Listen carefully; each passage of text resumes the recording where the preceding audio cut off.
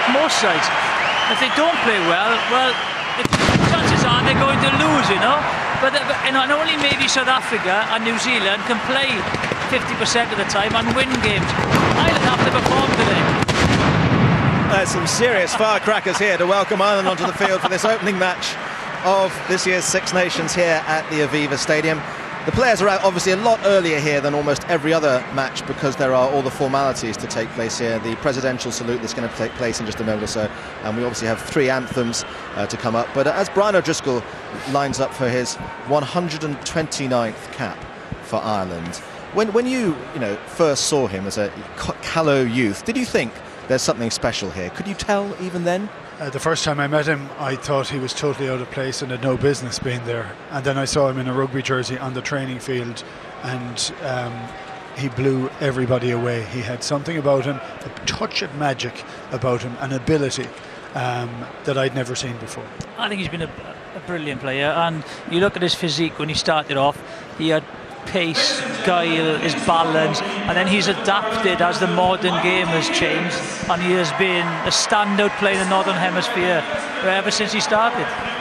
Well, the announcement taking place behind us for the presidential salute, Pat Fitzgerald, the president of the Irish Rugby Union, alongside Michael D. Higgins, the 9th president of Ireland.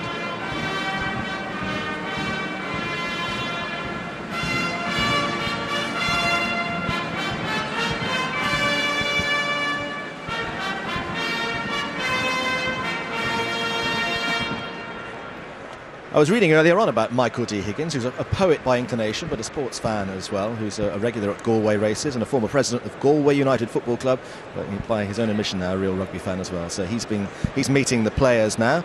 As we talk to our guys who are up in the commentary box, Chris Patterson and Phil Matthews. Hi, guys.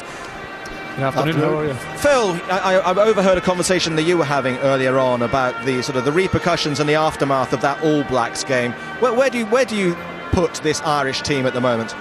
Well, I think by the end of the day I'll probably give you a better answer. I think that it's a testament to the All Blacks, and it takes the All Blacks to bring a performance like that.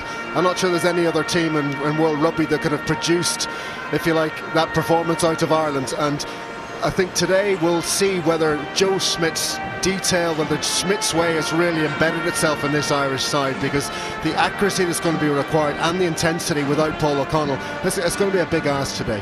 And Chris, we can see the Irish president meeting all the Scottish players there, and as a former fullback, albeit utility player, but a great fullback yourself, how important is Stuart Hogg, and a returning Stuart Hogg and a Stuart Hogg in form? How important is he for Scotland? He's very important. He's the one guy who can spark a game out of absolutely nothing.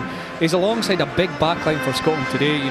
Sean Lamont will carry the ball hard, Alex Dunbar and Duncan Taylor, both big midfield players, but you need that little bit of magic, that little bit something different to beat international defences, and Stuart Hogg has that, and if he's on fire today, he can launch a lot for Scotland and hopefully score some points.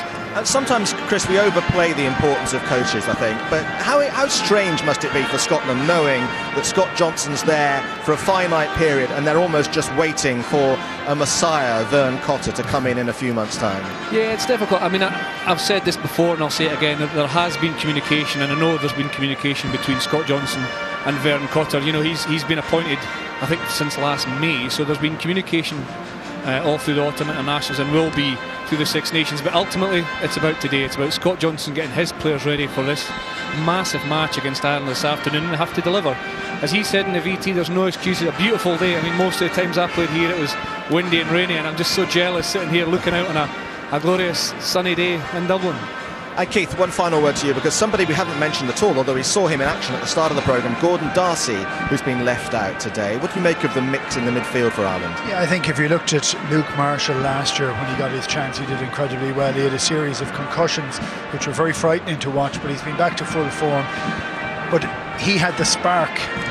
His movement off from foot to foot is far more aggressive than Gordon Darcy's is, which is a little bit more lateral, and I actually think he gives a little bit more space to Brian O'Driscoll outside him. The one player we haven't mentioned a lot of is Sean O'Brien. It'll be amazing to see how much he'll be missed, because they have to ball carry. He does a lot of ball carrying for Ireland. O'Brien and O'Connell missing for Ireland. So the players lining up for the anthems, and after this we'll have the final match of this opening weekend of this year's RBS Six Nations Championship, in the company of Philip Matthews, Chris Patterson and Andrew Cotter.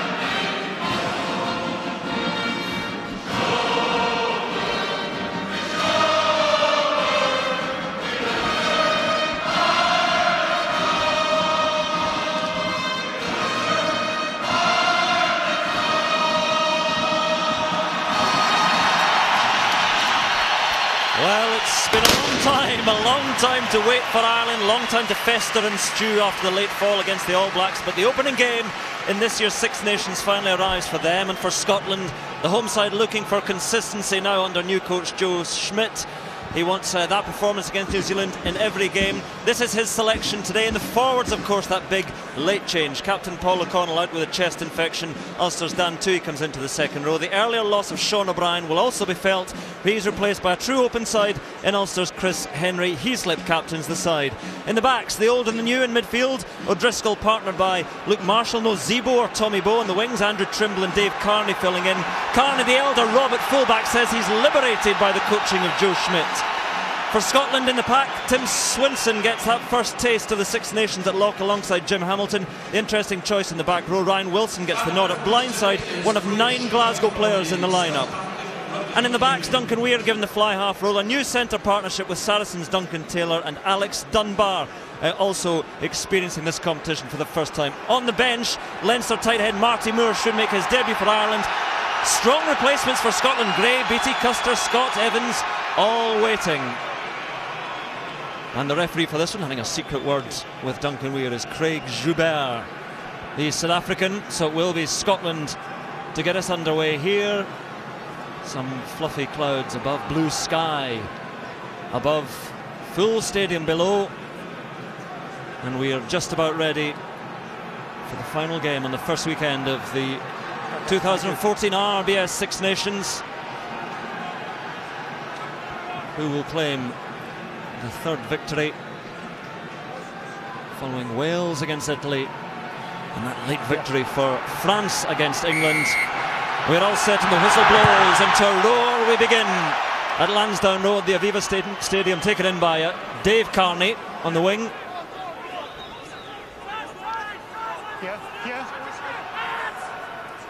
And a touch for Sexton and then carried by Peter O'Mahony.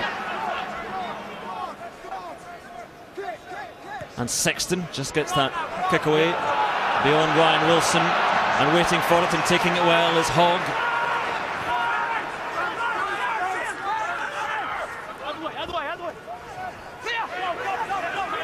Carried in by Brown, and Scotland with the first chance for the backs. Pacey backs in Maitland.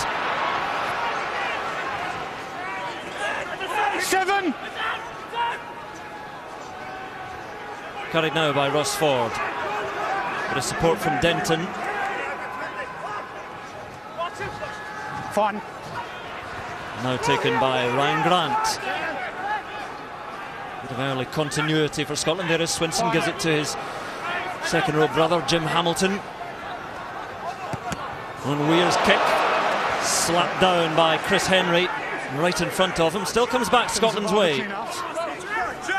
Use it. Denton. Scotland with all this ball, just poking around side to side at the moment, not making too much ground.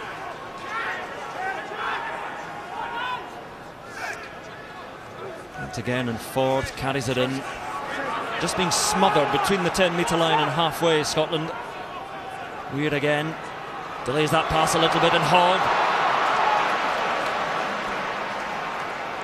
Scotland finding a little bit of space now. Confident carrying early on. Maitland takes it in. Now they are beginning to make a bit of progress. There this time is Murray Lowe. Seeing advantage of the good conditions here. Good handling early on. And Hogg tries to go. There's Kelly Brown, held by one leg, and Hogg again in, looking for plenty of ball in the early exchanges. Up to the 22 comes Scotland. A roar from their supporters as Denton carries. Good early play from the visitors. And still they come. Lament with that trademark strength. A penalty though to Ireland, and all ends phase after phase. Well, very promising from Scotland, but good defence from Ireland. It was patience by both teams, patience in defence, but patience by Scotland as well. And one of the criticisms you might have had over the past couple of years from Scotland was maybe a lack of composure on the ball, but they showed a lot of composure there. Didn't panic, didn't look for a one-off play when nothing was really coming through. Just unfortunately turned the ball over there with the penalty. But it's interesting from John Sexton not going to the line out from the kickoff. I sense there's going to be a slight change in tactics without Paul O'Connell. I don't expect Ireland really to be played too much to the line out, because one of the things that Scotland will want to do is try and dismantle this Irish line out. Saw Henry getting the plaudits from his teammates. We talked about Sean O'Brien being that big loss, but he does secure a high number of turnovers. Chris Henry for Ulster. That's what Ireland have been going to in their lineouts in recent games. There's Marshall, had to take that one and make the best of it. So it's Ireland's chance to try and string a phase or two, and maybe more together. And power there from Dan Tui, taking his chance. A step from Cian Healy back inside. Marshall again. Oh, well met by Denton, and alongside him Duncan Taylor. And penalty this time to Scotland, and this time it is the Scottish players, and this time it's Chris Henry gives away the penalty. Don't run in. Yeah, again, Scotland carrying the ball particularly hard in defence and winning that penalty. You see Luke Marshall, his first touch last year against Scotland in his opening cap was a clean break. That time he's hit hard with Duncan Taylor, Dave Denton, and then Murray Lowe making a nuisance of himself at breakdown and winning a penalty, and an opportunity for Greg Laidlaw. Well, two very candid coaches at the start of the game. Scott Johnson highlighted the contact area as key for them, and you could really see it there. But both sides really concentrating on those first up tackles. It's Strukosh, the water carrier today. The scariest water carrier I've ever seen. I think I'd take a drink if you were it. Well, from just beyond the 10-metre line, so quite stretching things on a calmish day like this for Laidlaw, but he's at the biggest boot. And on that occasion, not quite the straightest. Decent effort from Laidlaw, but no early three-pointer for him. And so the Lansdowne Road crowd responds to that and tries to lift the home side.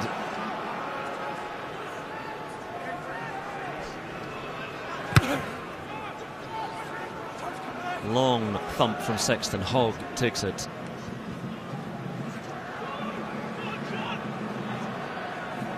Taken comfortably enough by Sexton, and Lamont takes him into touch.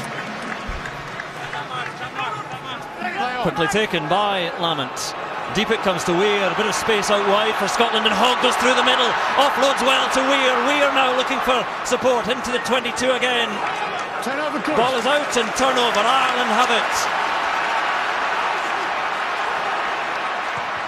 Owen Carney is kick a little bit of a slice, so Scotland will have the line out on this side, just about where the line out was on the other side. But again, the early signs of some invention and effort from Scotland.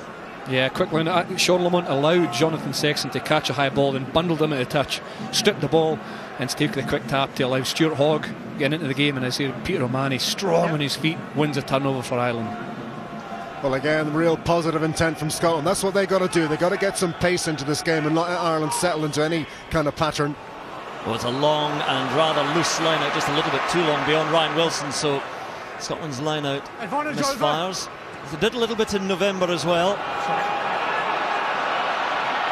And Hogg leaps high for this one. He's been busy in the early exchanges. Shoved back there by Marshall, and Ireland pouring over to secure that ball, and they have it. So from Scotland's line out, here come Ireland. Carney, again the crowd rises, Heaslip. Ireland with their first real attack up to the 22. Cian Healy hit by the blue shirts well. So Murray gives it to Sexton, little poke forward, and it comes to Hogg, who scoops it up and out to the angle. It'll be Ireland's line out inside the 22. Well, first visit to the Scottish 22 for Ireland, and again it came through a positive kick and a good, very, very good chase. One of the features of the New Zealand game was the intensity, but also the kick chase, really important for both teams today. Ireland had men over there. They still have this position here. Rory Best, scorer of that try against New Zealand, early try, and then broke his arm in that match. Gives it to Devon Toner. Easy giant to hit. And still they try and keep it up and roll it forward. And here they come. with a mighty heave and drive up to within 5 metres. 4 metres, getting closer, bearing down on the Scottish line. The try, calling for them. Murray looking for it. The forward still in there, over the line. But no, not yet. So close, Ireland. And still held in there. Scottish defence frantically rearranging, and Scotland have the scrum lost forward, says Craig Joubert. Well, I'm not sure whether there was enough urgency from Ireland really to get the ball back into an Irish hand. Collapse more. I understand that part. So Blue 8, no obligation to have to roll away. It's collapse more, turnover scrum. No problem with that. Just watch the captain. Yeah, I got you. Yeah. Let's go, boys! Well, Scotland spared there, but that's a rolling maul from Ireland. Driving maul, very, very impressive. It's a big statement for Ireland earlier on in the game, isn't it? Yes, it was a collapsed maul, which meant that Joubert had no option. As he's explaining to Peter O'Mahony, there should have been the urgency there from Ireland just to get that ball into Irish hands. Shoulder out. Yeah, I'm happy with that. Well, Joe Schmidt watches with the rest of us the first scrum of the match. Crouch! Stand up, please. The gap is too big, guys. We're going to come closer together, please. Okay, hookers, can you come up to the mark and left? Thank you. Well, it's a big scrum, but again, we hope it's just a good, honest, competitive scrum that ends with the ball coming out some way.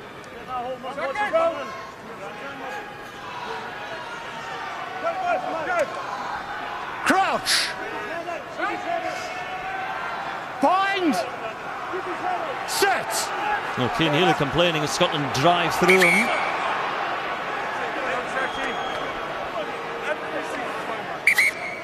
Hey. Okay. Come back to the 5. So loose head, I want you outside, please. Outside, do the loose head. But what Cian Healy was complaining about there was that Rory Lowe was trying to step outside him. We love scrums. Crouch! Bind! Set! Things we do when they work well. In it goes. There's the drive, working well from Ireland there. Scotland beginning to creak, and we're going to do well to survive here. Denton picks up. Very, very promising signs for that Irish scrum early on. A worry for Scotland, trying to drive away a bit from their own line. Ford carries. Wait here, Green. Use it! Laidlaw sends it high and just into touch. It's a decent kick from back there under pressure. Still not out of the 22. I think Greg Laidlaw did well to get as much distance as he did. You can see the Scotland scrum under huge pressure from the Ireland 8. David Denton did pretty well to pick that up with Kelly Brown's help, Ryan Wilson's help to secure the ball. It's Cian Healy really getting on the outside and in on Murray Lowe and getting him moving backwards. So far, Irish line has stood up pretty well without Paul O'Connell. There's plenty of variety. Well, this line out, it's lost at the back by Ireland this time, so both line outs looking a little bit feeble, but the kick finds Rob Carney. He loves to have a canter through the middle. And a penalty to Ireland. Scotland not rolling away. Kelly Brown is the man penalised. And a proper goal to come for Johnny Sexton. It's frustrating for Scotland's point of view. They did so well to win the Irish line out, and then a loose kick allowed Rob Carney, who's on form at the moment, to run it back. And you see how hard he fights through the contact. And then referee Joubert penalises number 7 Kelly Brown for not rolling away. No, he's going to be pretty sharp on that. Referees really want to focus on the contact area and get those bodies out of the area and get clean ball for the attacking side. They're really going to legislate in favour of the attacking team. That was a real feature of yesterday's games as well. So whether the referees have had a discussion about that or a focus on that, it's worth bearing in mind for the players in the field. So just one kick at goal so far in the match. Laidlaw hitting the upright.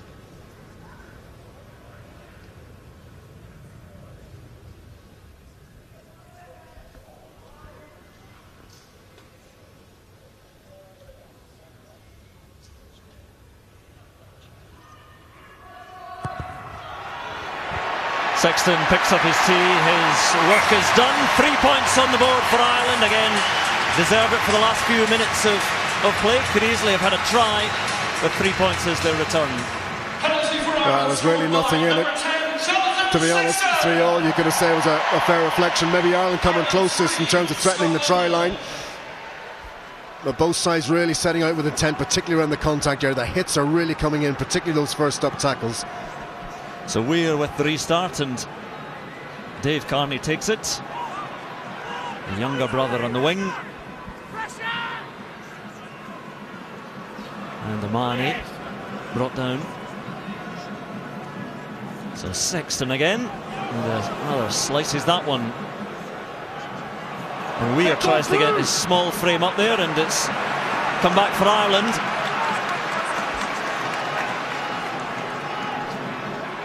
It's Devon Toner, and beyond forwards in the back line. And the offload nearly finds Chris Henry, but forward it goes. Scottish scrum. Well, again, Jonathan Sexton really reluctant to kick for touch. It wasn't a great kick, but the chase was good. Andrew Trimble managed to recover it. And Ireland playing from very, very deep with real intent. Just the last, I suppose, the afterthought of an offload from Brian O'Driscoll. Maybe a little bit too low for Chris Henry at moving at that pace. Thank you. There he is. And his farewell season, farewell tour. Who knows, he might carry on, but 35 now, just turned 35, Brian O'Driscoll, and Jamie Heaslip looking for a bit of afters with the referee. Jamie, there's quite a lot of talk coming from the rest of the boys, so I'm real happy with that talk between you and me. Thanks. Everything has to go through the captain. Good to go. The pass is Ronan O'Gara today in Irish cap terms. There's few for the Lions as well, taken closer to George Gregan, the all-time record caps holder. That's where most of the game has been happening, just inside the Irish half, but Ireland with the points so far. Crouch!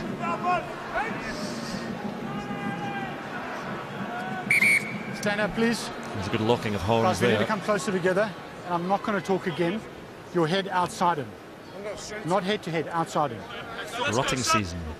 Come up to him off, please, Hooker. Thank you. Well, Cian Healy is a fan of the hit, and the new laws to an extent have taken away that, because the Probs have to buy and they're going to be much, much closer, and he would have fancied his chances against Maury Ford of getting a good hit on him. So there it is again. He's got to get his head outside, but in fact, Maury Lowe, he's complaining that Maury Lowe's head is not in the right position too. When you come down, you stay there. Yeah, just once you find your place, don't move out. It's almost an element of tenderness in it. Almost. Crouch! Bind! Set! Better scrum for Scotland. This one starts to turn around. Denton picks up, and Maitland loops around and bounces off Johnny Sexton. The pass a little bit behind Sean Lamont, but takes it well enough.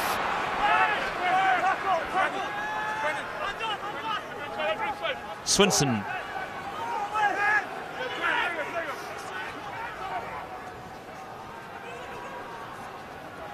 Here comes Maitland again, and Denton. Oh, a gasp from the crowd. And Ryan Wilson, well taken down, but gets that ball back. And Scotland again, plenty of ball to play with. Ball went loose behind Maitland, so Hamilton scoops it up. But Scotland being punched back now by Ireland. Hey, go green!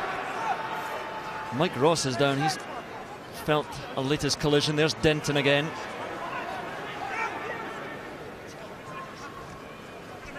And carried in by Duncan Taylor. Lansdowne Road, a little bit silent as Scotland come forward and get the penalty again. Ireland not rolling away. Okay, all right. And Mike Ross still struggling a little bit over the far side. Look, there. I realise it's tough, but I'm setting a high standard. Oh, Jesus. This is what they had. He's been consistent and he's been very, very thorough, Craig Joubert. Well, you can see that Devon Toner isn't really making much of an effort to move away. At least if he released his tackling arm, he would be seen to be making some kind of an effort. But with Craig Joubert, you really need to do that. This is what the crowd had seen. They're rocking Johnny Sexton feeling that one. Oh, I just missed that. Well, he didn't. If it was any lower, he would have been trouble. Laidlaw, just inside the 10-metre line this time.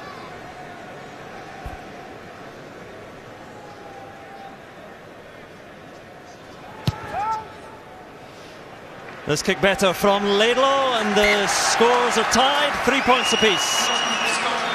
3 points apiece, but it's a fairly muted reaction from the crowd. That's, yeah, well, that if your body is in front of your legs, in other words, you're seen to be using your legs and rucking the player out, that's seen as okay. What you can't do is kick at somebody, and Joubert letting him away with that probably looked worse than it was.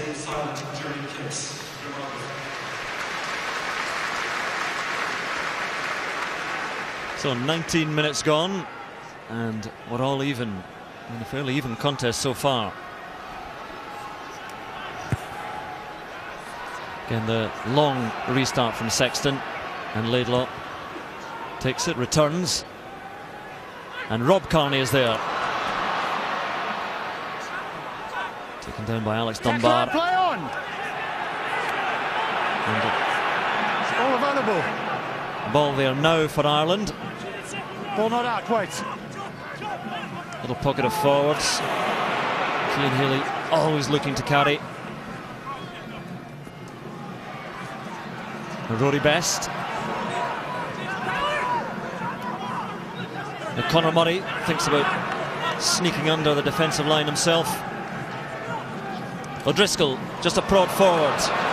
It's well placed, and down goes Dave Carney. The crowd don't like it.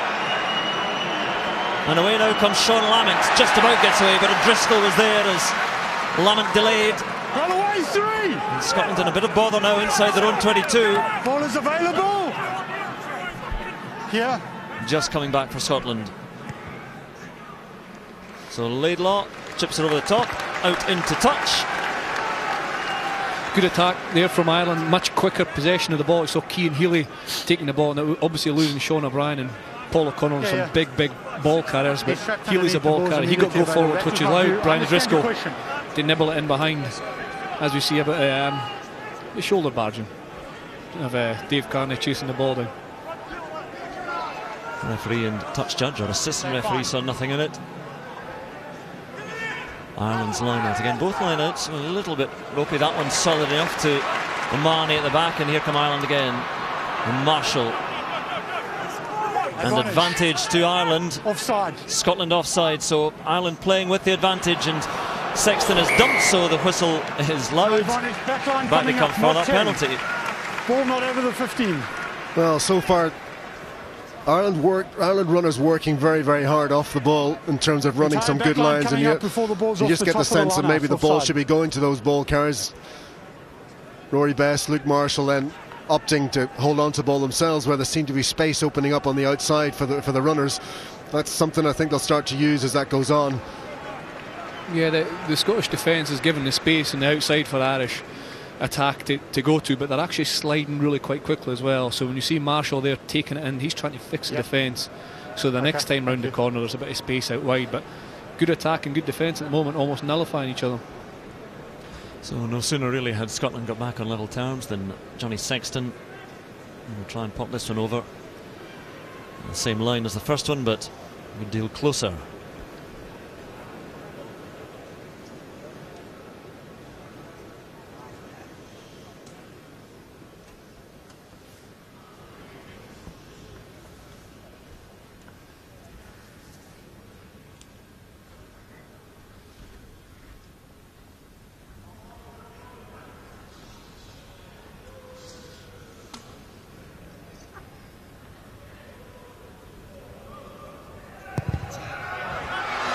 Never going to trouble Johnny Sexton from that distance.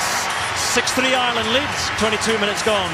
There's an awful lot of talk after the New Zealand game that Johnny Sexton's prep time preceding that last fateful missed penalty, but he does take a long time anyway, and as he said himself, he didn't really felt he took overly long over that penalty.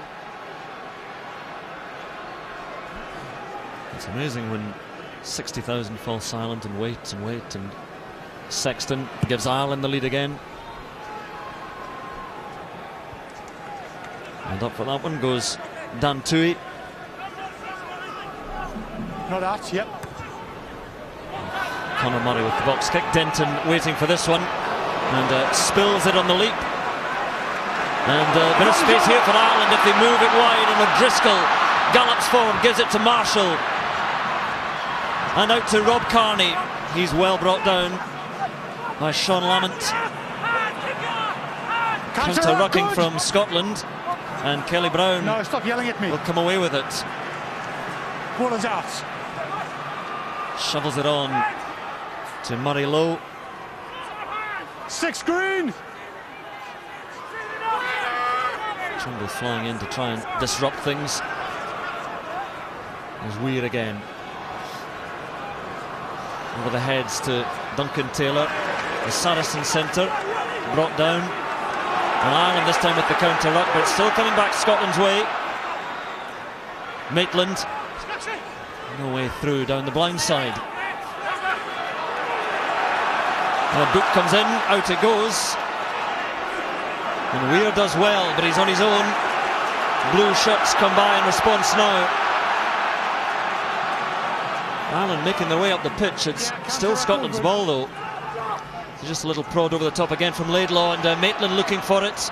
Eventually Kearney, Rob Kearney, has to come across and just boot it into touch. Yeah, the contacts on the outside channel are fierce, aren't they? As soon as there's an opportunity for a turnover, whether it's Scotland or Ireland, they're firing bodies in. You see there, Scotland fighting to keep the ball. Devon Toner, Cian Healy firing through. And a little bit of sense, a little bit of understanding, a bit of knowledge at the end as Greg Laidlaw chips it over, pulls Rob Kearney out of position, has to concede the line out, but really aggressive work in the outside channel, looking for that turnover. Difficult game to call at the moment in terms of how it's going to go. Ireland seem to have the upper hand in certain areas, but Scotland moving forward quite nicely at times. Yeah, that's cool. Just a bit of a break for some injury treatment. Ethan Mahoney is down. Well, a big feature of the game so far has been the stats in terms of possession. Last time we looked, Scotland had about 68 possession and the lion's share of the territory as well. So Ireland really living off scrap. They look promising, a little bit more dangerous when they have the ball, but they simply not getting enough ball off ball at the moment. Going shortish, or sort of to the middle there, Scotland, and Wilson had it, and this time they get the rolling ball going forward. Down it goes, advantage to Scotland. Penalty is theirs if they make nothing of this. Despite O'Driscoll coming up, Scotland still have it, and well, the move's still going as Craig Joubert calls them back for that penalty. Yes. Number 1 collapsing them all. All brought down by Line out was over. Cian Healy. Dropped my hand. Yeah. So much of this game being played within the 2 10-metre lines, no side really having a try line in sight, so it's a fairly tame affair at the moment, with I suppose the contact area being the most competitive, and both sides need to get themselves closer to the opposition 22 before and create some scoring chances to really open this game up and set it alight. Interesting decision, because it just about within the reach of Laidlaw. Certainly Hogg could have had a pop. But Scotland have the line out, didn't get too much ground either, and then the line out goes wrong. So a penalty ultimately rather wasted by Scotland. And Murray clears. Maitland this time waiting for Scotland. Into Hogg. Quiet since his earlier forays. Lamont just juggles and keeps hold of it, but then it goes loose, and Scotland flinging it about. Kelly Brown scoops it up. Use it! Ross Ford just barges his way up to the halfway. Weir this time thinks he sees a bit of space behind Rob Kearney. Beautiful kick from Duncan Weir. Kearney slaps it infield though, keeps it alive. Great play by the Ireland fullback and buys Ireland a bit of breathing space. Well, that was looking very, very promising for Scotland, because Scotland really can use it. Doing at the moment in terms of possessions is getting some field position, frustrating Ireland, pinning them back and using their set piece, their strong line out to turn over possession and attack from there. Rob Kearney's just giving them a bit of breathing space with that clearing kick. As long as his feet are in the air when he pats it back in, not out. And still Scotland's line out though.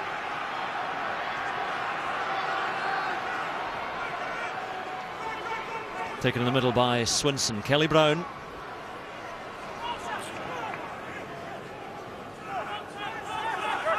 Taylor trying to get that ball back, does eventually. As Ryan Wilson onto Duncan Weir, wide to Hogg now. And Hogg looking for the chip perhaps from Maitland, who'd come back inside, but into touch it goes, and Scotland will have that field position now. Yeah, good option by Stuart Hogg. He's looked sharp, hasn't he? You know, the very first 2-3 touches he was attacking with the ball in hand, and here you see him right on the end of the line, fixing defence, putting it through. No, Scotland off me, and although please. Ireland have the throw into the line, it's on their own 5-metre line, and you can bet your bottom dollar Scotland put a bit of pressure on here. Jim Hamilton here, he's a great disruptor, line-out stealer for Scotland. He'll be flapping his wings and chirping away.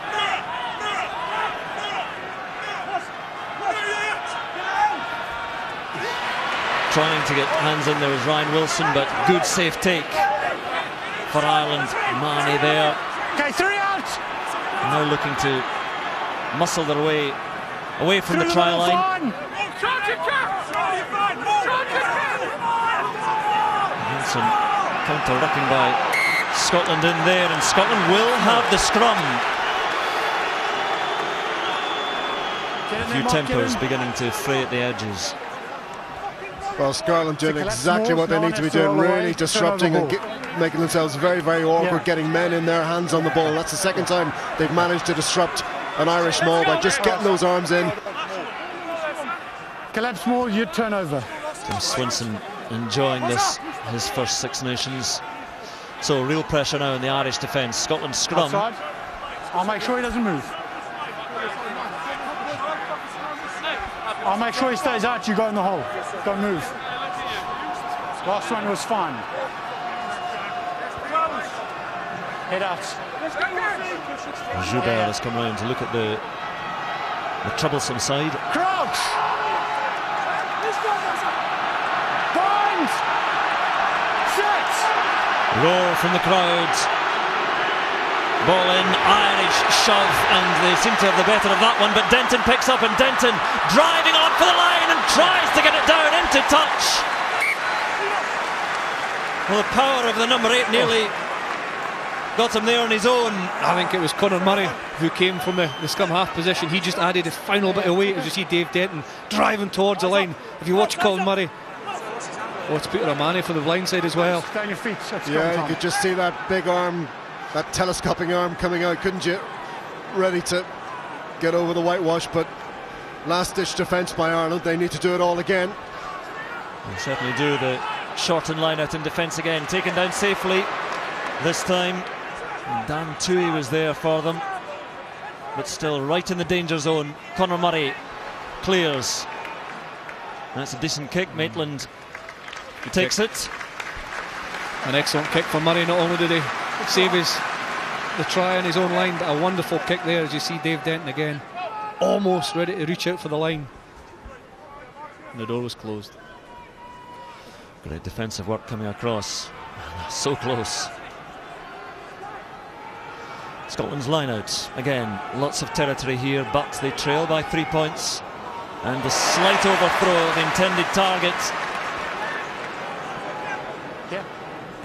And Murray, same kick but a bit further up the pitch, and Maitland coming forward again, and collision with Kearney. And Maitland is instantly clutching his lower calf.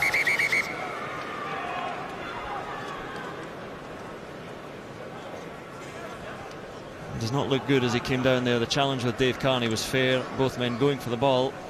Oh dear, dear. And the crowd see it on the big screen. His right leg, as it landed, his foot, his ankle. Yeah. And I think that might be the end of Maitland's match. Carney is grimacing a little bit. Let's get the thoughts of Keith Wood in the match so far. Keith. It's been very stop-start, to be honest, Andrew. I think the first 10 minutes or so were pretty intense. But Scotland, have it all the possession, has had the ball, have run across the field time and time again. Haven't seemed to have any real intrusion into the Ireland line. Ireland are quite comfortable in defence, and they're not too stressed by it at the moment. But that was just horrible to see the way Maitland landed on his ankle. So Maitland is off. A bit of a loss of pace in the back three for Scotland. Max Evans, I'm sure, will come on. You can see him down there preparing. Yeah, just Keith Wood makes a good point about the Scotland attack, and it's interesting. Most of the decisions in the Irish defence have been to tackle low. We're so used to seeing them, the choke tackle hitting and holding the team up, but a lot of the tackles have been low. Whether that's, a new Joe Schmidt initiative, who knows, but they're certainly tackling low and hard and stopping the Scottish momentum. We say there that Sean Maitland's a big loss, but Max Evans brings a certain spark to play. He'll slot straight in the wing. Yep. Crouch! Bind! Stand up, please.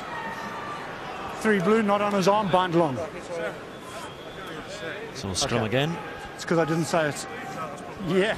Let's have a look at where this match has been played. The action is still really happening there between, well, exactly where they are at the moment. Coming closer, please. They're in possession, Scotland with most of it. That's a good setup, no reason for you not to have a proper goal with that earlier penalty. It's a strange one.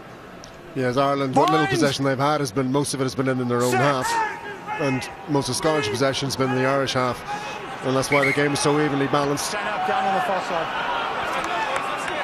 The crowd saying what they think about this part of the game. These are so frustrating to watch. The Irish Mark, you're going to monitor this side. Lined up a wee bit different. You've got Dave Carney just sitting in behind Jonathan Sexton, and then Luke Marshall in front with Brian O'Driscoll behind. So whether they've got something up their sleeve or there's got to be some movement before the ball comes out of the scrum, if and when it comes out of the scrum, and all that's maybe just to paint a picture for Stuart Hogg, trying to pull him out of position, crouch, to find some space. Bind, set. In she goes. Put-ins are never straight. Scrum is crumbling, but it's fine, held at the back there, and Conor Murray gives it to Sexton. O'Driscoll, little quick pass, went a bit loose, and Hogg coming up there trying to hack it. It's Scotland's ball, and the Irish defence has to quickly reset itself. Taylor is there and still scrabbling his way forward. Weir gives it to Denton. Oh, he's trying to punch a hole. To Swinson, to Weir, and on to Ryan Wilson. Scotland again finding themselves in a good position. Let it go now, Green. Once again, what can they do with it? Options either side. Or deep. Drop goal attempt perhaps. No, Weir too far out. Gives it to Hogg, who skips. Missed it. Weir again. Wide it goes. Good strength once more from Lamont.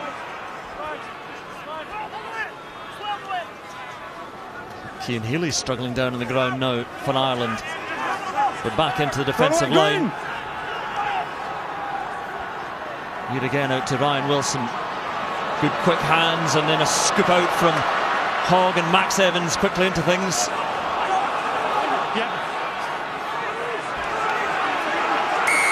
Penalty to Ireland despite the protestations of Laidlaw and Hogg. Ireland get the decision. Well, both defences just cancelling each other out at the moment. Ireland trying to attack from deep, probably getting a little bit impatient. And Scotland, when they are getting the ball, on that occasion just being bottled up by Ireland. That's good work off the ball by Ireland to get that turnover.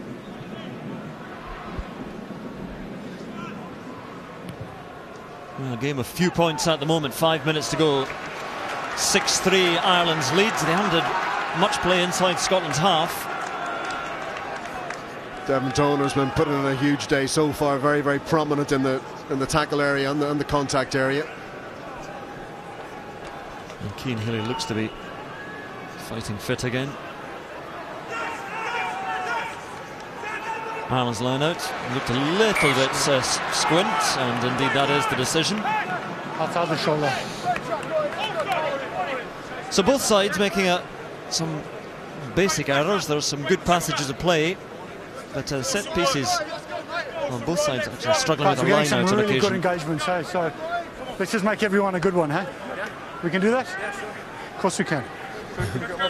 Optimist. Yep, so left of the mark, thank you. No, it was clearly down the Irish side from Rory Best.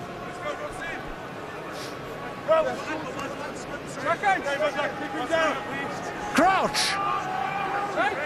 Scrum on the 15 allows the blind, or the right hand side, the blind side if you like, for Scotland, as Max Evans sitting there and Dave Carney has to mark that. Scotland's scrum buckled for a moment and then steadies itself. Denton really has been very busy, very powerful. Some cracking number 8s in this championship. Pop over the top, easily taken by Rob Carney, just outside the 22 as he took it. Couldn't call for the mark. Dave Carney rather. Yeah, agreed. And he's done well, the winger. Good play, Dave Carney here to mark that blind side we spoke about, and as soon as the ball went in field he could drop back and cover the kick. It was there just as the ball came off Greg Ledlaw's foot, so well read by Dave Carney and a good clearance kick. It's all really happening just meandering around out with the 22s at the moment in the middle of the pitch here, to no great effect from either side. This line out taken down well by Swinson, and Laidlaw pops it up. Max Evans chasing this one down. Dave Carney coming forward. Beautiful take by the winger.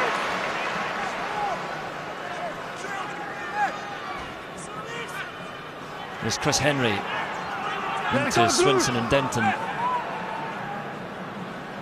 Sexton, lovely dummy around Kelly Brown, still going. Sexton, and Sexton out into the open. Johnny Sexton now. Marshall inside, outside it's Heaslip, the captain for the corner. Hogg tries to take him. Heaslip scores. Gets the ball down. Is there a foot in touch? Is there a foot in touch? I suspect you better want to have a second look at this one. Fantastic break with Johnny Sexton, and what a pass to deliver to Heaslip. With everything leading up to the grounding. So we're looking at grounding and touchline, that is all. Well, I think the grounding was okay, but as Philip was saying, just the touchline might deny Heaslip what would be a great captain's try. Great effort by Stuart Hogg to stop him. Heaslip rides it, I think here. Max Evans just manages to get the line touch, I think. Grazing the line a fraction before the ball was down, it looks as if.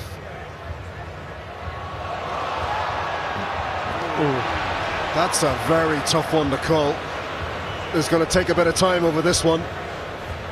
TMO is Carlo Damasco. And that's not going to be the angle. It's that original angle.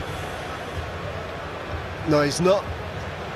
Yes, he did put his foot in touch there. In fact, on the grounding, actually, I don't think he got it down anyway. Greg, I have a decision. Yeah, standing by. Foot in touch, line out, 5 meters back. Okay, thank you. Well, it would have been a great try. It was a great defensive effort. Hogg tried to, the crowd don't agree, but it's the right decision. Hogg put in a big effort to stop a big man. Then Max Evans with a saving tackle. But with 2 minutes to go, still great position for Ireland if they can steal this ball, which they have. Scotland's line out misfires again. Penalty advantage to Ireland as well. Scotland coming through as Conor Murray tried to get it free. Looking for a try just before half-time. What a time to score it would be for Ireland. Sexton, then a kick to nothing. Was the advantage still being played? Yes, it was. Number 1 offside. Number 1. Well, the advantage was being played, but Jonathan Sexton kick didn't give anybody a chance at anything there. What Ireland wanted was quick ball and keep that in the hands. Once it had gone to Jonathan Sexton, he looks down in disgust. He knows that's poor execution. Okay, they fancy their chances. So 3 points before half-time is not what we're looking for. We want more.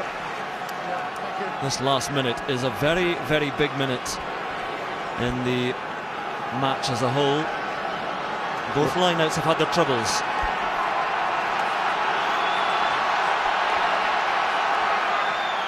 This one to the safe hands of Toner, and then the green shirts quickly in there to try and drive.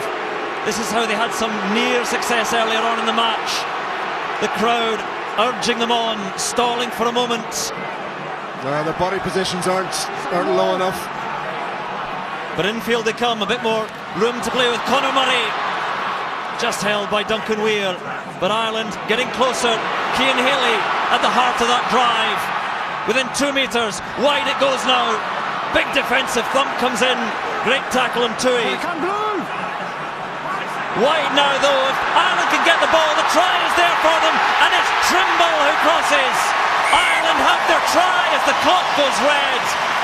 What a time to score, what a try from Andrew Trimble.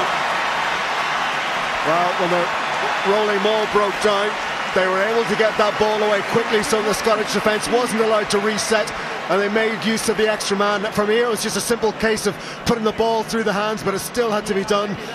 Maybe Hogg was a little bit tight there, because that man for man, Scotland were okay. They were a little bit too narrow in defence there, Chris.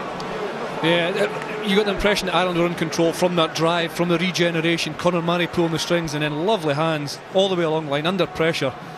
Andrew Trimble to score in the corner for his 13th try. Wonderfully executed. But you're right, I think because Ireland had attacked the line, gone so hard to line, it brought the Scotland defence in. As we spoke earlier in the half, the space was an outside channel. Good decision as well to go for the line out. They knew they had that coming. Rob Kearney is getting some applause. He's back at his feet. He was receiving some treatment, and Jonathan Sexton with the final kick of this first half. We had a look at it.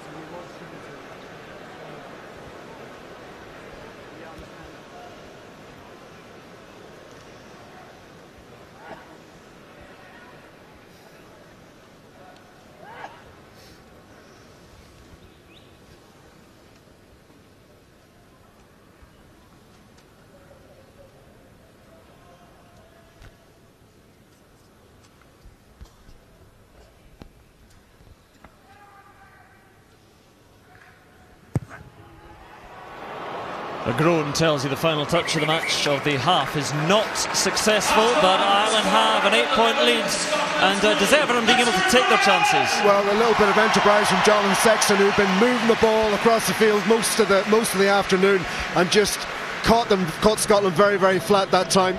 Cut back inside, and that was what led to Hazlett's break and ultimately the try. More of that needed in the second half. That's given them a healthy margin. Ireland going to the second half, but a match which is still very much up for grabs in the second half. Ireland 11-3 at the break. As the whistle of Craig Joubert blows, and Johnny Sexton gets us underway again. 8 points the difference between these two sides. That's one change, a forced one for Scotland, with Maitland off and Max Evans in on the wing. And Sexton sends it high again. Rob Kearney galloping on, and he actually ran beyond it. Dave Denton has it. Weir over the head of Dave Kearney. The bounce is quite good for Duncan Weir and for Scotland, because up come the centres and Max Evans as well, and send Dave Kearney into touch. So Scotland with the early attacking position. Well, again, Scotland getting the advantage of territory and possession as well. From the Gary owned by Sexton, yeah. Ireland unable to feed that, and it's kind of replaying out the second half, isn't it, with Ireland trying to play rugby from deep in their own 22. So Ford was feeling the pressure, but the line out has not worked perfectly for Scotland by any means in the first half, but a great position here inside the Irish 22. Long is the option this time, safely into the midriff of Jim Hamilton.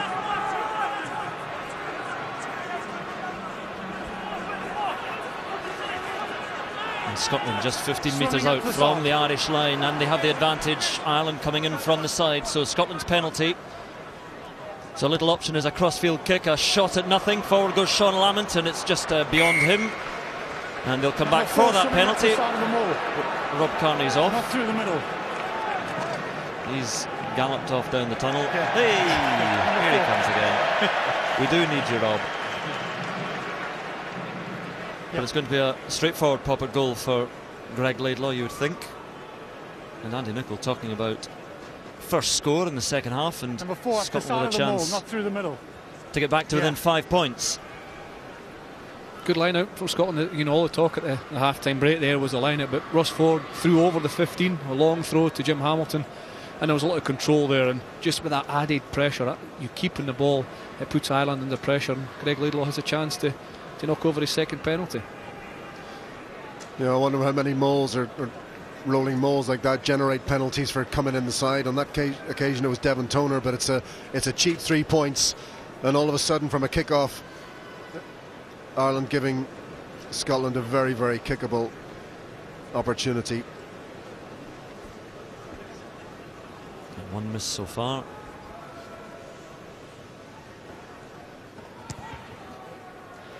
Another 3 points for Laidlaw, and for Scotland back within 5.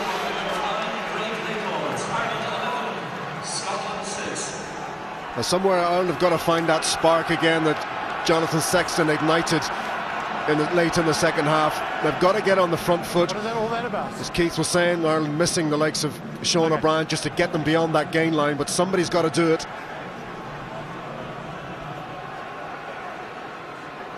Sexton then chip straight down the middle on the restart. Yeah, back off green. Oh, it worked well for Ireland. Cian Healy comes forward to take it.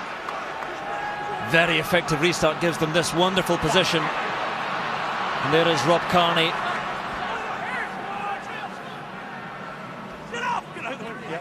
Chris Henry. 2 blue wide. Can Ireland be, again, more effective with their possession than Scotland? O'Mahony.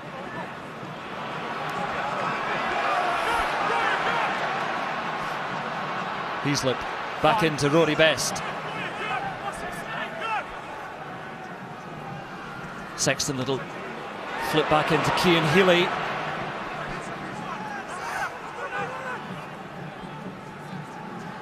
Sexton saw the Scottish defenders coming up, held on. It's Chris Henry again. Still Ireland's ball.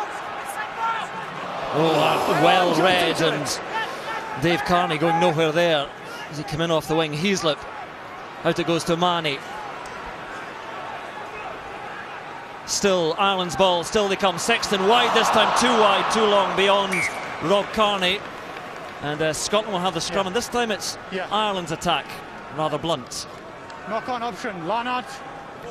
Well, Cian Healy and Peter O'Mahony stepping up there in terms of breaking the gain line. Chris Henry prominent as well, but they're just not able to make the most of it. That was well telegraphed, that little inside pass. Dave Kearney's run was very, very clear to the Scottish defence.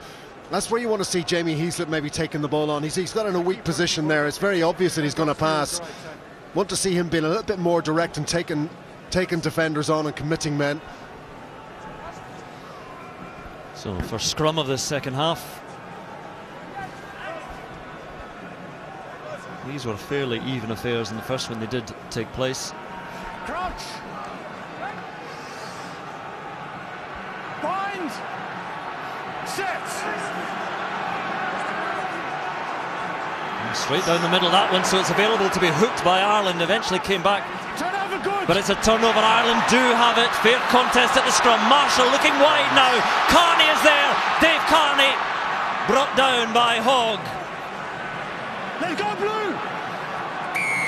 And a penalty to Ireland. Scotland off their feet. Off your feet. Well, that's what a straight putting at the scrum can do. Absolutely, almost hung in the middle there, didn't it? And eventually it came out. There we go, there's a hook. Eventually it comes out on the Irish side, and Conor Murray took it to the line. A wonderful pass with Paul Marshall to Dave Kearney, the space on the outside. Well, it's the pressure of this Irish front row we're putting on the Scottish front row that Ross Ford wasn't able to strike. He had to keep both feet on the ground just to hold position. And Ireland have gone once again for this position. They kick for touch, they go for the line out. The line out works. And here comes the drive. This time it's a gallop towards the line. Surely the try. It has to be. It is the try for Ireland. Jamie Heaslip coming up with it, but I think it was the man below him, perhaps. Well, two men there, and the try is there for Ireland. Well, that looked all too easy for Ireland, Chris, didn't it? The Scottish defence have been good of the Irish maul so far. They're just not. They don't really get met in numbers there when the ball is won by Tui. Their body positions. Ireland are got in behind him and rolled away from the main thrust of that Scottish defence. They've just targeted the back, and the Scottish front five are slow to react and get low. Yeah, there's a shift as well. It's two that takes it and immediately hits the ground. He slips it to Heaslip. He gets a power from behind. Rory Best driving over the line, and a wonderful work try for Ireland. Well, Heaslip so nearly had a length of the pitch try. Gets one at much closer quarters. But as much as that try is worth 5, perhaps 7 points, it's worth far more in knowing that Ireland have that weapon against Scotland, very much the upper hand.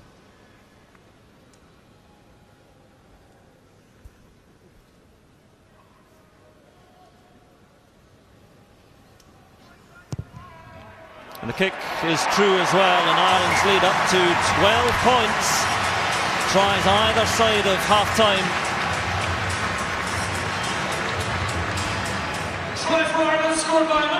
No, they got the line out through Enterprise. The position was Ireland getting whips on the ball. They virtually tackled into touch, but Scottish transgression gave them that line out option. And as you said, too easy for Ireland there from Scotland's point of view. Simple decision. We're not going to take the shot at goal for 3 points because we can drive our way over for the try. Denton waiting for this one. And Hogg in field to Weir. And Lamont on to Taylor. Scotland will need to score a try if they're to remain in this match. One green away! There's Hogg to Denton. Fairly easily read by the Irish defence. Ryan Wilson. A couple of green shirts there to meet him. Duncan Taylor and O'Driscoll come together. And Taylor trying to get this back, and he does. No, 7, use it! So Ryan Grant for Scotland. 3 green away! And eventually Laidlaw over the top. Lamont and Trimble. Trimble wins the aerial battle. Then the ball loose and little knock on. Scotland will have the scrum. Lost 4 green. No, he did so well to take it, but again it was good Scottish pressure on the ball carrier. Yeah, that was good by what looked like Kelly Brown there. Numbers getting in there quickly.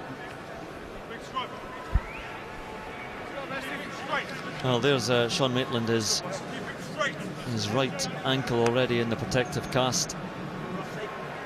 So obviously doesn't look good for the rest of the Six Nations for Sean Maitland. Good work, boys. More the same, please. Scotland scrum. Crouch. Bind. Set. Hit and chase. Oh, free kick to Ireland on that occasion. Well, that's clearly an overhang from the last scrum where they were pushed off the ball, a bit too eager to get the upper hand there. And Heaslip makes some ground, and Murray over the top, but Hogg will take this one and step his way around Trimble and give it infield to Lamont.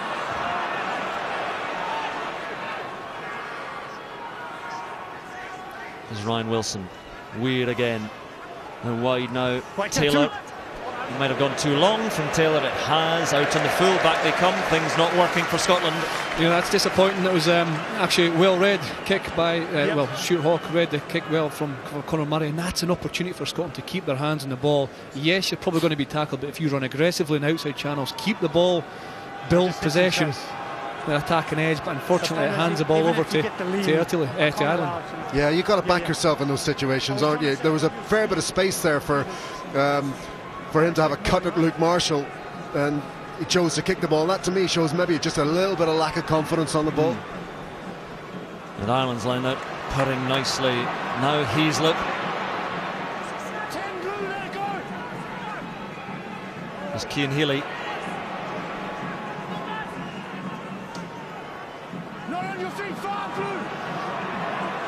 Murray excavating. Heaslip nearly through again. Gives it on to Murray. Irish players arriving now. O'Mahony.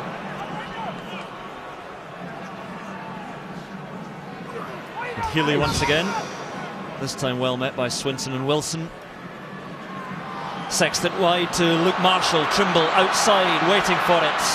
Marshall into the 22.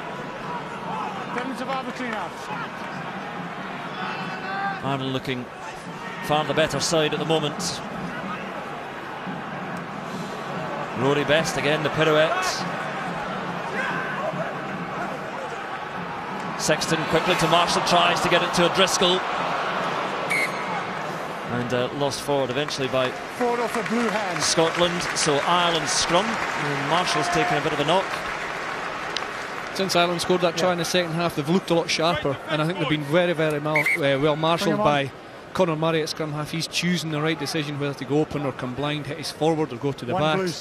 He's playing very well and having a big impact in the game, but you can well see a noticeable change in the tempo and the speed of the game since that second try. Yes, with possession in the Scottish 22, they're up in it a notch. They were very subdued when they're in possession in their own 22, which they spent much of the first half in. Alistair Dickinson on there for Ryan Grant in the Scottish loosehead. Yeah, it's a familiar tale, Chris, though, isn't it? The possession, just the cutting edge, where that you have to win it by tries, really. Occasionally you'll win matches by penalties, but more often than not you're going to have to score tries. Yeah, and the possession stats are there, you know, and the action areas are, you know, we've always said almost between the 10-metre lines today, but Scotland have had a lot of possession, they've looked reasonably dangerous, but that confidence, that ability to take the line on, knowing the support's behind you, is I think what they need to work on. And possession's turned around in the second half, Philip. That's been the key, absolutely. 61% to Ireland, and again a very good attacking opportunity with a solid scrum. Not a bad start to the Six Nations for Ireland, because it's two home games here against Scotland and against Wales next weekend. 6-day turnaround for both these sides, though. Right on! Just held at the back by Heaslip, eventually going nowhere, so picks up, and Marshall. 10 blue! Murray gives it to O'Driscoll. More ground made, and Healy, good tackling coming in from Scotland. There's Heaslip once again. Onside, yeah, no! Murray frees that ball again, and Rory Best. Move your feet! And Sexton, O'Driscoll, little loop around by Sexton, and gives it nicely to Carney. And Ireland up within 10 metres now. Chris Henry is there, Ulster teammate, Trimble alongside. Peter O'Mahony. Run away, blue! Advantage to Ireland as well. So an attack to nothing for Murray. Still Ireland's ball, still their advantage. O'Driscoll plays scrum half, Devin Toner. Yeah, okay, thank you. There is the penalty eventually, no advantage comes. Scotland not rolling away in the tackle.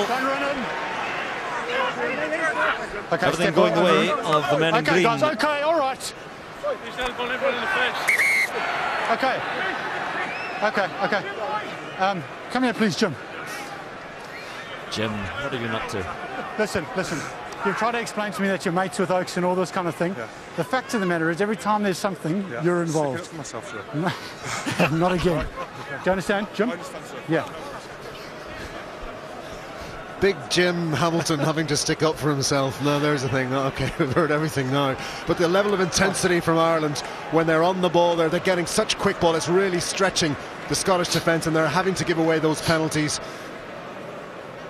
The last 2 or 3 attacks there from Ireland reminded me of watching Leinster. You know, the Joe Schmidt influence and the looping play, and we saw Sexton come around the loop around the Driscoll, so a lot of movement as the ball was coming out from the base of the scrum. So maybe the 3 or 4 months he's had in charge is beginning to set his mark on how he wants to see them attack. Okay, thank you. They're starting to get the ball to those wide runners, aren't they, rather than looking back inside, which they were doing quite a little bit in the first half, and that's where the space is. So Sexton again goes into the long, thoughtful pause and the silence at the Aviva Stadium.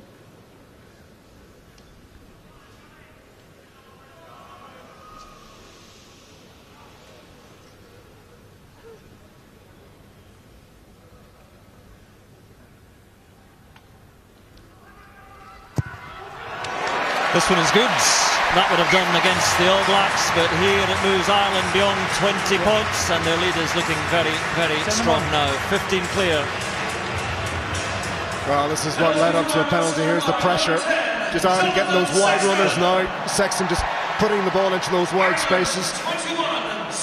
In the past, those balls were going inside. They're looking to those outside channels again, and you've got runners, Dave Kearney, Luke Marshall, Rob Kearney hitting those wide channels. You can expect to see a lot more of that if Ireland get field position. Well, I see Johnny Beattie's on there. Kelly Brown is off, so just finding out the captain wants to know who's captain now. Richie Gray's on as well in the second row. So Richie Gray is on for Jim Hamilton.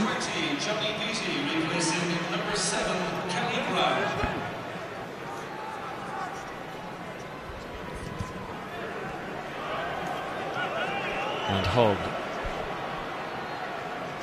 thinks about the kick and then goes himself. Good bit of strength there. Oh, and wonderful offload. Gets it on to Johnny Beattie. Then the spill. Didn't spot it, the referee. Scotland have got away with one there. Touch judge is in. He wants to have a word about this. So he's still waiting in field, the touch judge. So spotted that knock on. But Scotland in the 22. And here they come, Scotland, a bit of space.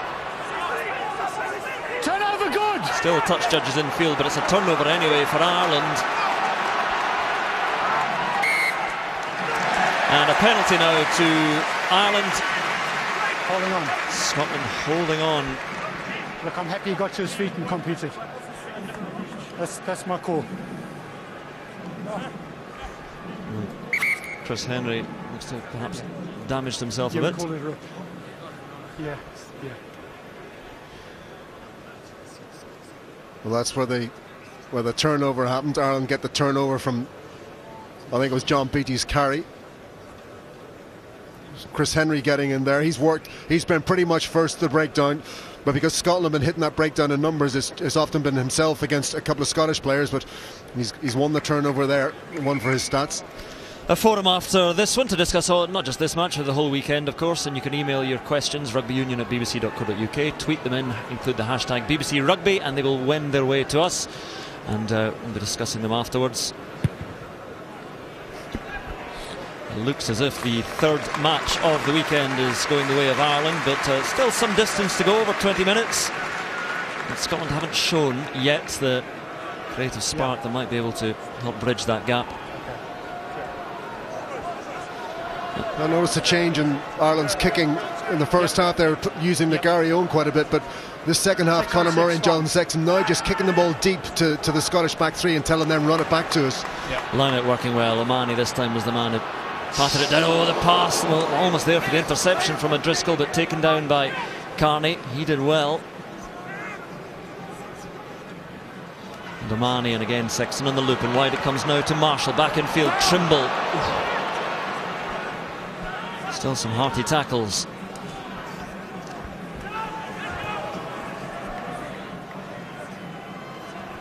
Cian Healy slips through, and Cian Healy now out in the open, forwards around him, Hogg in front of him, but he's taken down by Weir. Got his small frame round the ankles and then out there on Murray as well. Weir tackling his heart out, but Ireland still with it. Heaslip. Ball available. Such a creative, skillful prop forward, Cian Healy. Tackler, play on. No. And Ireland again into a menacing position. As Mike Ross, I'm sure he expected that, and has he been stripped of it? Turnover good. Picked up now by Johnny Beattie. Gives it on to Ryan Wilson. Scotland still plenty of ball to play with, and they have an overlap there, and immediately given the long looping pass to Max Evans. looks for the offload inside Brian O'Driscoll. Nobody there for Scotland, but the ball's still in there, said the referee, so penalty as Sexton came through. It's a pretty clear no from Joubert, wasn't so it? Whether you agree or not, I've deemed it to be inside and I've shouted as loud as I can. Yeah. Not out. Yeah, that ball's still in the ruck, I think. It was in it. Did it pop out at the last minute? As long as the foot is over that ball, it's still deemed to be in there, and Scotland have the penalty. Ireland only conceded 4 penalties. That's a good. The usual target is lower than 10. You see Cian Haley bumping 1 or 2 players and then thundering towards Stuart Hogg, but he'll be delighted that Duncan Weir got back, made that wonderful tackle right on the ankles. So Scotland's line out. Richie Gray this time takes it safely for Scotland.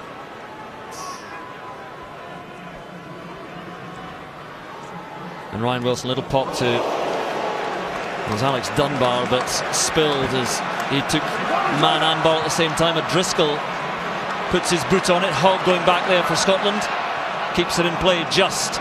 Fancies his chances against Trimble and against Rory Best, and Hogg brought down eventually by Chris Henry, gets the ball away. And Sean Lamont now for Scotland. Push back here, Green. Ryan Wilson, things opening up just a little bit now. Weir, and hitting the line at pace was Taylor. Did well to stand up there in the challenge. Out wide to Richie Gray. Decides just to fold himself in, and Marshall. Well, eventually back for Laidlaw. And on to Dickinson. Up to the halfway by Hardgraf for Scotland. Run away, 2. Keep going, keep going. Again, the phases there, and Laidlaw under pressure. Over the head to Evans. He's got a step or 2. Wide it goes now. Swinson. Head down straight into Trimble. Good tackle from the Ulsterman. Sean Lamont. 2 lock forwards meet him. Denton. 1 Green. 8 phases now and counting for Scotland. Duncan Weir. Duncan Taylor, little chip through. Alex Dunbar up there, and Carney just has to watch that one carefully. Decent play by Scotland. Yeah, that's what Scotland need to do. It's as much out of desperation as anything to take that ball from deep in their own half, but showing good enterprise. They need to keep that intensity and that pace and that confidence on the ball going. And more changes being made. I saw that Marty Moore is coming on. The Leinster tight head prop making his debut, the 22-year-old. He's on for Mike Ross. I think perhaps a glimpse of the future. Mike Ross coming towards the end of his career. There is Martin Moore. Well, that turnover and that last movement by Ireland, by Mike Ross, who kind of signalled the entry of Martin Moore, whom an awful lot is expected of. Ireland delighted to have found another backup tight head. Pretty thin on the ground these days. I say nearing the end of his career. I mean, prop's going to go on for a long time. He's 34 though now. Mike Ross still got a few good days scrummaging in him. Scotland having a long meeting and deliberation about this line out, because if they are to have any chance in this match, they have to score now. 17 minutes to go, 15 points the difference.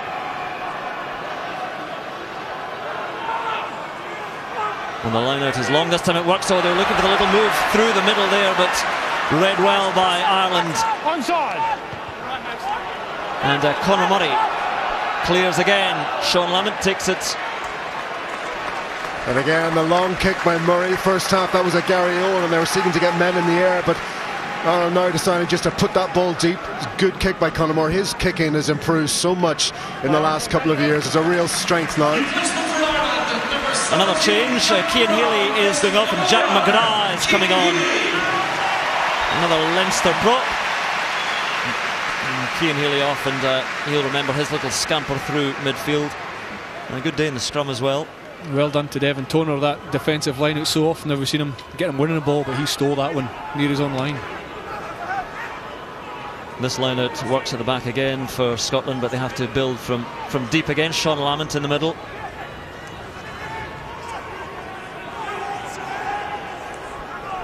And Ireland quite stolen this one. Ball's available. Use it. Dave Denton waits for this one. Run away, Green. Weir pokes it on, and Rob Carney watching this one again. It's well directed by Duncan Weir. It's going to be Ireland's lineup, but again, deep inside their 22. Send him on. He's actually controlled his backline quite well today, Duncan Weir. He's attacked the ball well, nicely put the ball through his hands, and now you can see him, because the ball he's getting a little bit quicker, a bit more possession. He's picking the corners as we see Matt Scott coming on for the last 50 minutes or so.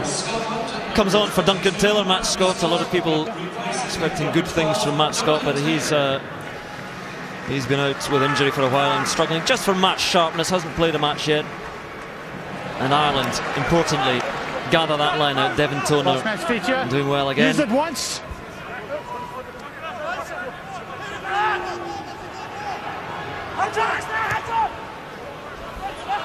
Murray again, Lamont coming forward, Trimble contesting well. All backward, play on. And Scotland looking to move it, and Driscoll had to be up very, very sharply there because the defence was looking threadbare out wide, and a turnover ball, and Ireland come away with it now.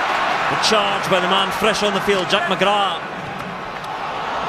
And Murray again, now Trimble has it for Ireland.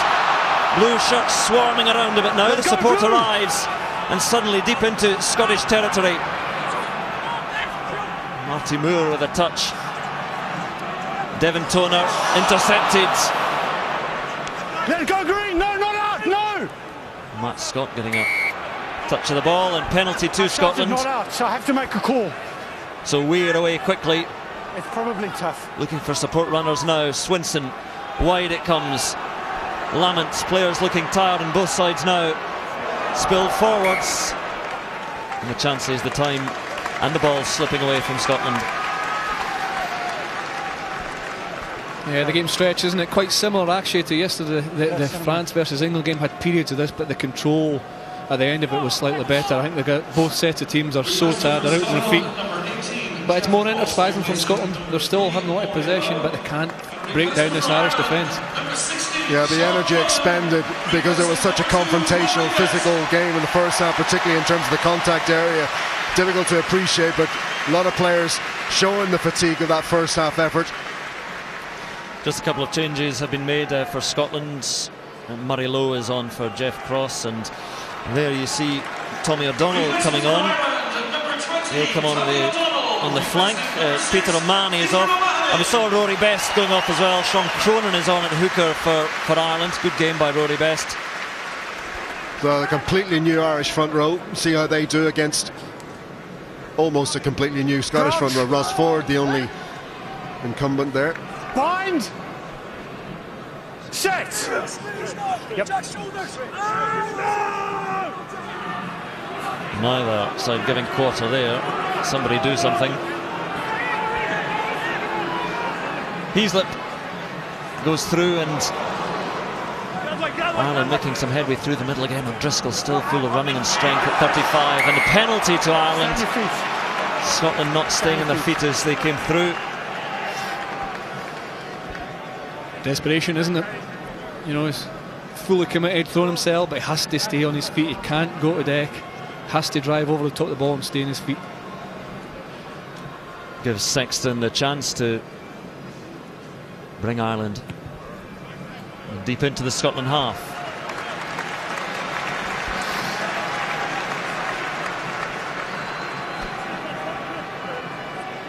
Well, that was the try from Jamie Heaslip earlier on in that second half.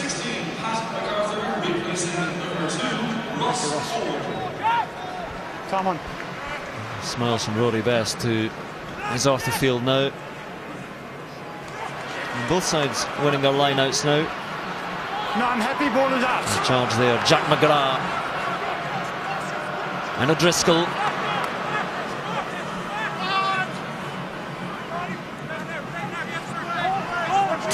Jamie Heaslip, I saw his try a moment ago. A wonderful pick up there by the giant Toner. Sorry. And there is second row partner Tui. Meanwhile, Ross Ford has gone off. Pat MacArthur is on at hooker for Scotland. And the kick, well, nearly taken by Rob Kearney, but the mark was called, and Craig Joubert has given him it. I think he was a bit quick to give that. We might see that in a replay, whether that had been...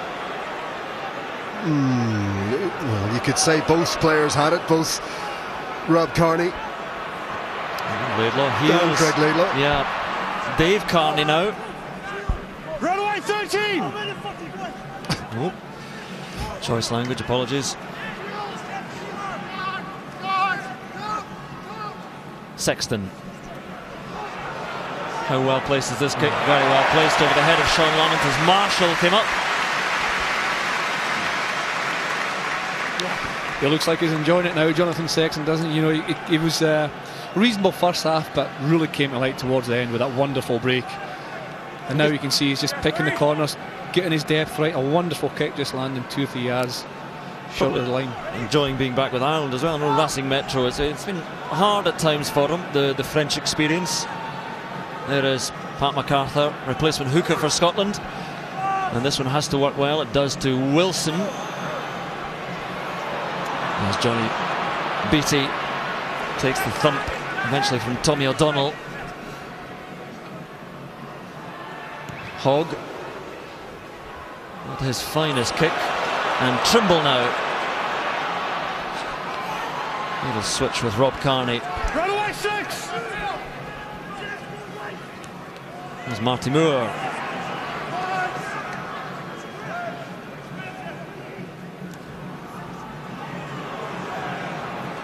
Oh, it's a lovely little wraparound play by Ireland, and well held by Dave Kearney. Back in field now into Alex Dunbar.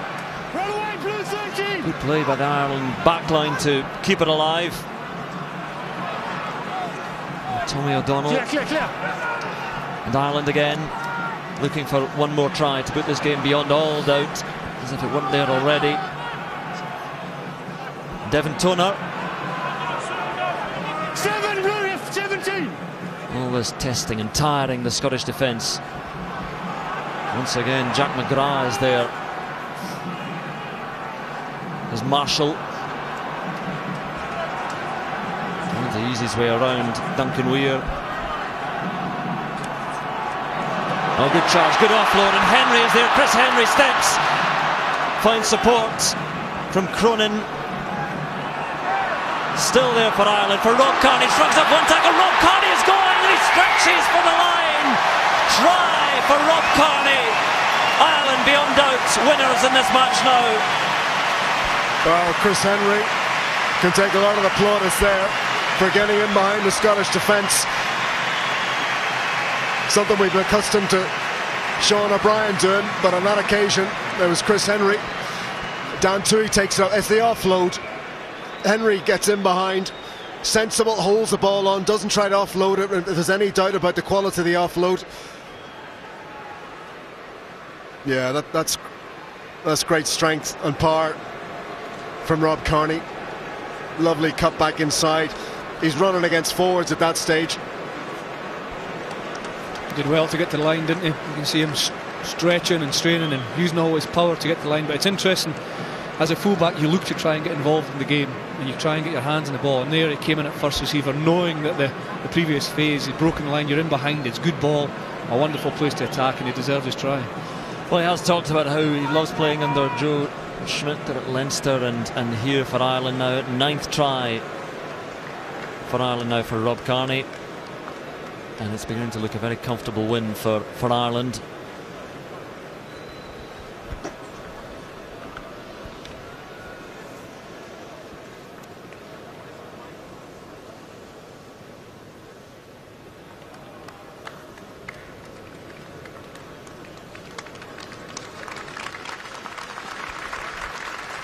Applause for players coming off the pitch. Ireland about to make changes after this kick. And one of them will be for the man who is about to head off. Johnny Sexton sends it through the post. Brian O'Driscoll as well taking the applause as he goes off in his record-breaking cap.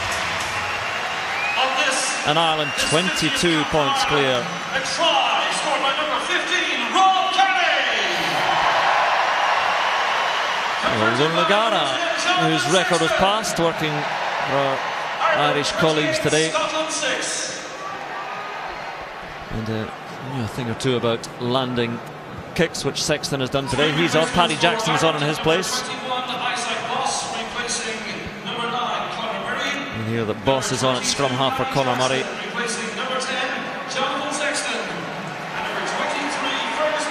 And Fergus McFadden on as well for Brian O'Driscoll. All the changes have been made now for Ireland, nothing more to give. And of course, Paul O'Connell should come back for their next match against Wales. Ireland 6 days before that match, and Scotland 6 days before they face England at Murrayfield. And there's Ian Henderson, the Ulsterman. Lock forward is on. And he's coming on there for Devin Toner.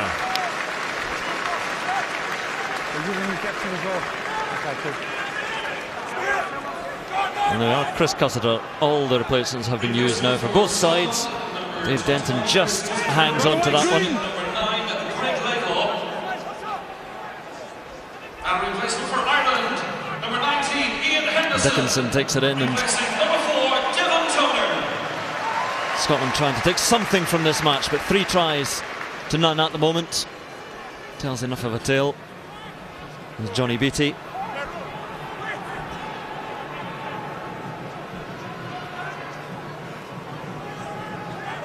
Dickinson again. Turnover good. Turnover good, says the referee. So Scotland refused to release it there after penalty to 17 Ireland. on his feet, should have won the ball.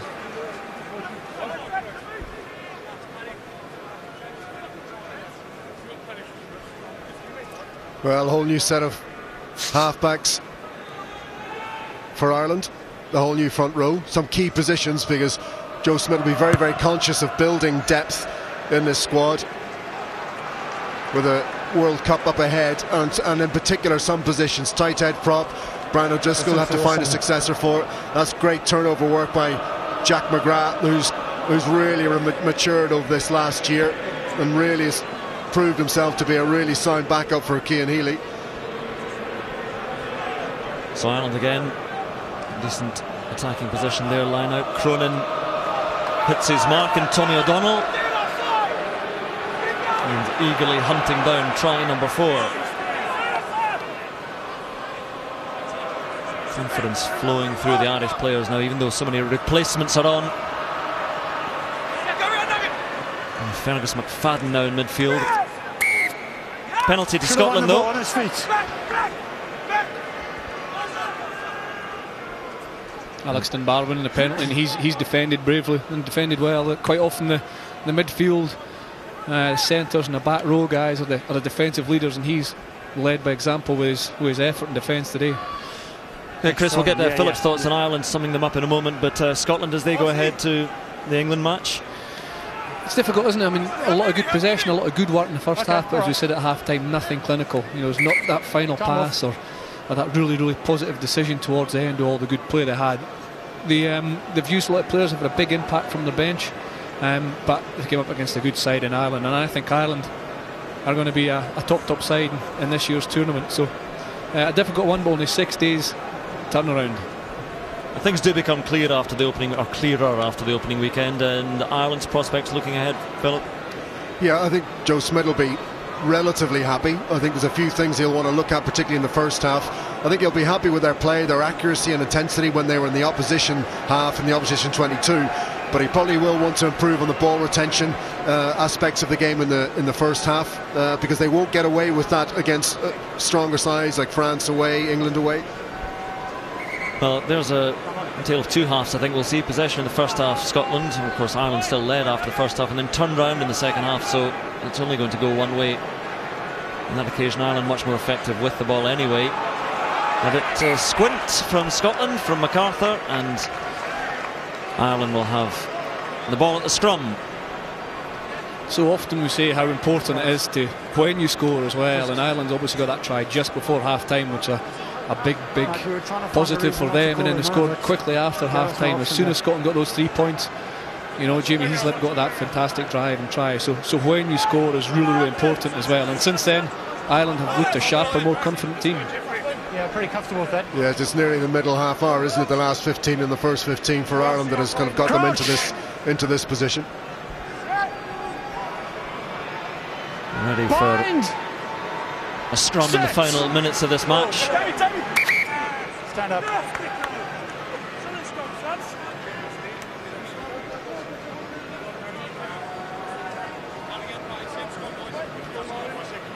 Okay. A reminder again that forums come up after this match. Our very knowledgeable people are going to be hanging around after this match to discuss this match, to discuss France against England and Wales against Italy. Email rugbyunion@bbc.co.uk. Tweet #BBC Rugby. Bind. Set. Yes.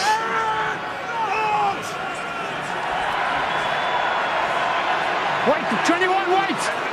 And the scrum, a fairly even contest.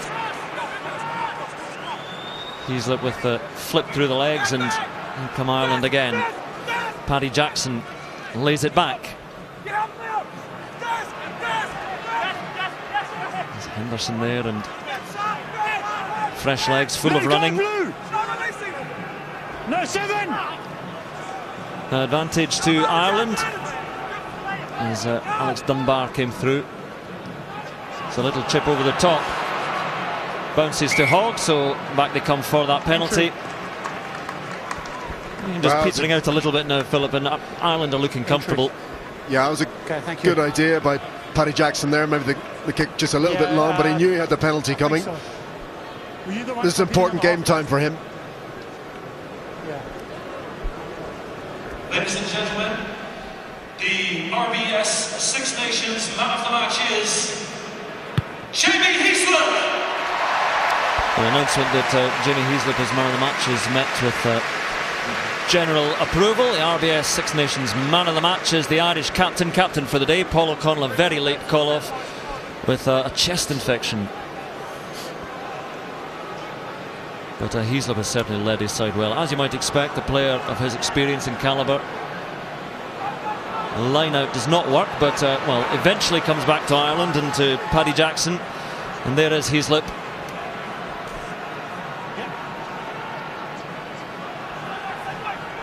And into the final minutes of this match. On through the middle, almost getting through the middle, Fergus McFadden. Is there to be a fourth try for Ireland? Paddy Jackson finds support outside and up to within 15 metres. Run away, Blue! Already this win will take Ireland to the top of this very early Six Nations table, but looking to improve their points difference still further. Full white! Here is Jack McGrath again. Nearly through the middle. Isaac Boss is there. Seconds remaining in the match, the final passage of play. Ireland looking for another try, and the crowd willing them on. Gaps starting to appear. Jack McGrath. Scotland defending only with pride now, for pride, but Cronin for the line. No, just repelled. Still they come, Ireland. So close. Little chip through now, and it might work well for Ireland, but well, Carney, did he get it down? May well be a final try to celebrate for Ireland. Carlo, you're in the frame, try no try. And if he has please. got this down, try or no try is the question for Carlo Damasco. If he has got this down, how on earth did he do it in confined quarters? Well, it looked unlikely when Paddy Jackson put the kick in that anybody was going to get there. It was the bounce. Did that bounce? The bounce just back. Yes, I think it's a try. Well, he's got it down. He's got it down, but where did it bounce? Where did it bounce? Well, he has got that bounce down. in field. It was a very wicked. It was a wicked bounce. It came back. Logic would have said it should have kicked on, but it didn't. I think it's inside the line. Is that bounced outside? It's bounced on the line, though. Has it? Well, we can't see from that slow-mo angle there. I think that's the only thing, because this grounding was superb. Yeah. It's out. No, that's clearly out. So no final try, Carlo Damasco, I'm sure will say, but a great effort to get it down from Dave Carney. Greg, Yes, go on. it's not tried. Ball went touchline. Yeah, okay, so ball's bounced in and goal. Correct. A little shake of the head from No Carlo try. Damasco. No try. The whistle from the referee, and another whistle will follow immediately to end the match, and the boos of the crowd will turn to cheers for a good Irish effort, in particular in the second half. In particular the second hour, in particular losing their icon, their captain, Paul O'Connell, at very short notice. They struggled a little bit, I think, to make up for that, but they found their way in the second half, started pinning Scotland a little bit deeper in their own 22, and the points came from there. Well, Chris, a long way ahead now in this Six Nations for Scotland. Yeah, they have 6 days now to dust themselves down and take on England, who looked hugely impressive yesterday in Paris, but Ireland grew stronger and stronger as the game went on today. But as you say, Scotland will have to fly back home, look at it, and then face a big challenge next Saturday at Murrayfield. 3-0, Ireland convincing winners, 28 points to 6. And Keith, your thoughts on that? I think Ireland will be very happy. They upped the intensity, not by a huge amount, but by enough to put Scotland under pressure.